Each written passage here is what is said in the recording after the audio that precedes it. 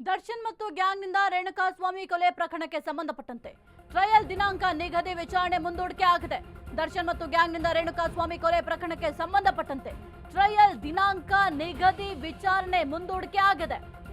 VC ಮೂಲಕ ಹಾಜರಾಗಿದ್ದ Darshan Pavithra Gowda 57ನೇ CCH ಕೋರ್ಟ್ಗೆ ಹಾಜರಾಗಿದ್ದ ಆರೋಪಿಗಳು 5,000ಕ್ಕೂ ಹೆಚ್ಚಿನ ದಾಖಲೆಯ ಹಿನ್ನೆಲೆ ಸಮಯಕ್ಕೆ ಮನವಿಯನ್ನ ಮಾಡಿದ್ದಾರೆ.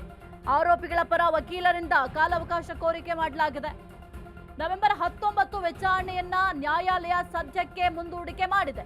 ಬೇರೆ ಜೈಲಿಗೆ ವರ್ಗಾವಣೆ ಕೋರಿ ಆರೋಪಿ ಜಗದೀಶ್ ಒಂದು ಕಡೆ ಮನವಿಯನ್ನ ಮಾಡಿಕೊಂಡಿದ್ದಾರೆ. ಚಿತ್ರದುರ್ಗ ಜೈಲಿಗೆ ವರ್ಗಾವಣೆ ಮಾಡಲು ಜಗದೀಶ್ ಮನವಿಯನ್ನ ಮಾಡಿಕೊಂಡಿದ್ದಾರೆ. ಸದ್ಯಕ್ಕೆ ಆರೋಪಿಗಳು ಮನವಿಯನ್ನ ಮಾಡಿಕೊಂಡ ಮಾತ್ರಕ್ಕೆ ಅವರನ್ನ ವರ್ಗಾವಣೆ ಮಾಡಲಿಕ್ಕೆ ಸಾಧ್ಯ ಆಗೋದಿಲ್ಲ. ಯಾಕೆಂತಂದ್ರೆ ಪರ್ಟಿಕ್ಯುಲರ್ ಆಗಿ ನನಗೆ ಚಿತ್ರದುರ್ಗ ಜೈಲಿಗೆ ವರ್ಗಾವಣೆ ಮಾಡಿ ಅಂತ ಯಾವ ಕಾರಣಕ್ಕೆ ಕೇಳಿದ್ದೀರಾ, ಅಲ್ಲಿಗೆ ಯಾಕೆ ವರ್ಗಾವಣೆ ಮಾಡಬೇಕು ಅಂತ ಕೂಡ ನ್ಯಾಯಾಲಯದಲ್ಲಿ ಪ್ರಶ್ನೆಯನ್ನು ಕೂಡ ಮಾಡ್ತಾರೆ. ಸದ್ಯಕ್ಕೆ ಒಂದು ಟ್ರಯಲ್ ದಿನಾಂಕ ನಿಗದಿಯ ವಿಚಾರಣೆಯನ್ನ ಮುಂದೂಡಿಕೆ ಕೂಡ ಮಾಡಲಾಗಿದೆ.